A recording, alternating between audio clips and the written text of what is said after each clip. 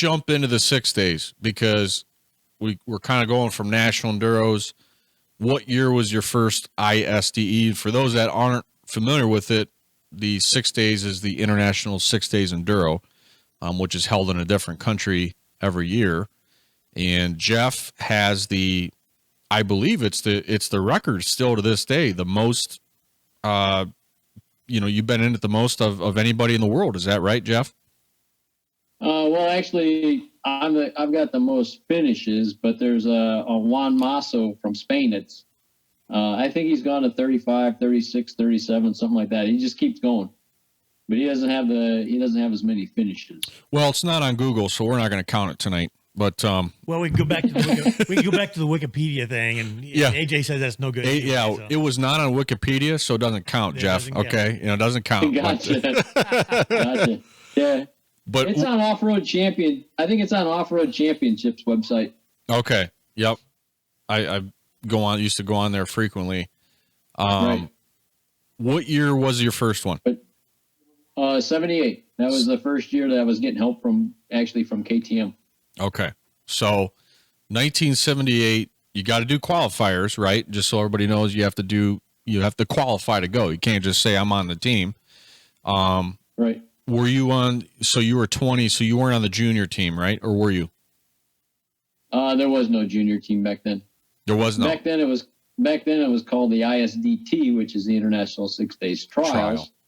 There was the World Trophy and then a Silver Vase. Was the only two real teams other than club teams. Right. Which one were you on? Club team. Club team. Okay. So yep. Go through a little bit of that because that's your first one and you did well. Is that accurate according to your website? Yeah. Basically, we, the first year we did it, I had gone to the Michigan qualifiers back in 76, 75, something like that. But it was the only qualifier that I really went to just to kind of get my feet wet. And then, you're going up against, just kind of like 77 when you went to the National Enduro. You're going up against all these guys that have been doing this for a while. They all got, factory, manufacturer support or whatever you want to call it. It's like, okay, well, let's see what we can do on the big stage. And I ended up qualifying the first year, which turned into a pretty good deal because, it's like I was working, but at the same time, the boss was pretty lenient and we were able to go over, they were looking for a crew to go over and actually build the bikes at the Austria, KTM factory then. So we went over, prior to the event to Austria and built, all the KTM teams, and it was pretty cool because, like I can remember, I think it was Carl Crank and there was engines with people's names on them. Oh, really? Going in bike.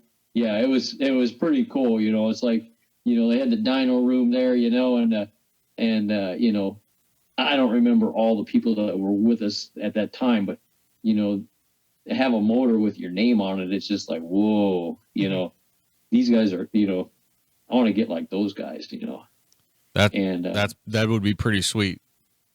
Yeah. Coming off the dyno and know you're going to have like best motor that came off that assembly line for a while was pretty cool to see. Where was it at in 78? Sweden. Oh, Sweden. Okay. Yeah. Yep. So we built all those bikes, and then there was two Volkswagen microbuses that we went to the race with. They loaded all of the bikes that we built along with all the other KTMs that were going to the event. And from there, we took microbuses from Austria all the way up to Sweden. Cool. Which there was probably about 8 of us, I think, in those 2 microbuses.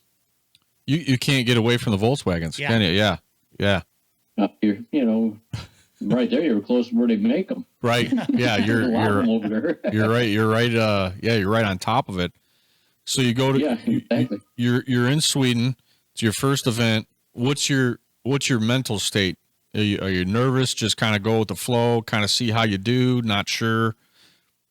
You know, it's kind of like the same stuff. I mean, you know, nowadays with the 6 days, I send out a letter, you know, kind of like a step by step what to expect when you go into 6 days for the rookies and stuff, and the people that make the team and stuff. And the biggest thing I've learned is just listen to everything that's going on. You know, listen to, you know, oh, you know, there's this nasty spot, or you take everything with a grain of salt, but you put it all in the library, and if you need to pull it out, you got it. You know, you've heard about it already, so you kind of know what to expect. You know, being with the KTM team, it was really cool. We were with the Paisekis in the cabin that we were at, which are local guys for you guys. Yeah, they're on our list to talk to. There you go. Well, yep, they're leading into them for you. You know, we were right at the it was a Western Dude Ranch. I can't remember what the name of it was, but it was you know, kind of like an amusement park, you know, for locals from Sweden to go to see what a Western Dude Ranch would be like, I guess, in Sweden terminology. And you know, the KTM guys from the States here, I mean, they had us, you know, we had a cabin. We walked to the start every day. It was pretty cool. Cool. That's awesome. Mm-hmm. So Park for May was close? I mean, I mean, we walked to it. I mean, we were there.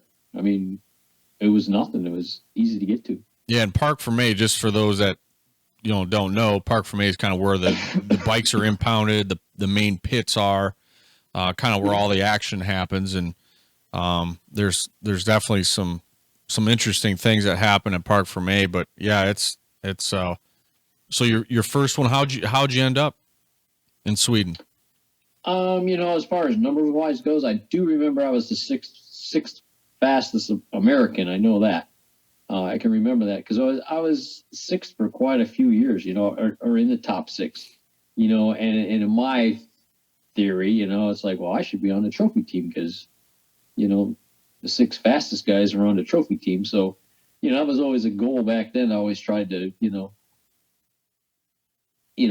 like anything, you try to beat whoever's supposedly faster than you. So sure. And that's what that's my whole mindset behind that, you know, the 6 day stuff.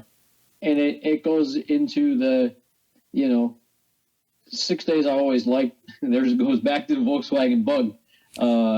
You know, when on any Sunday came out, you know, the family loaded up the Volkswagen Bug and we went to the drive-in to watch on any Sunday with Malcolm Smith and all that stuff. So it was pretty, you know, back to the Volkswagen Bug thing. And I seen that race and it's just like, that 6 day stuff. That's something I want to do, you know, and you know, because it's more than just speed. It's endurance. It's mechanics and all that stuff, and it's all stuff that I like doing. You know, I mean, I you know, I'm good at keeping stuff running.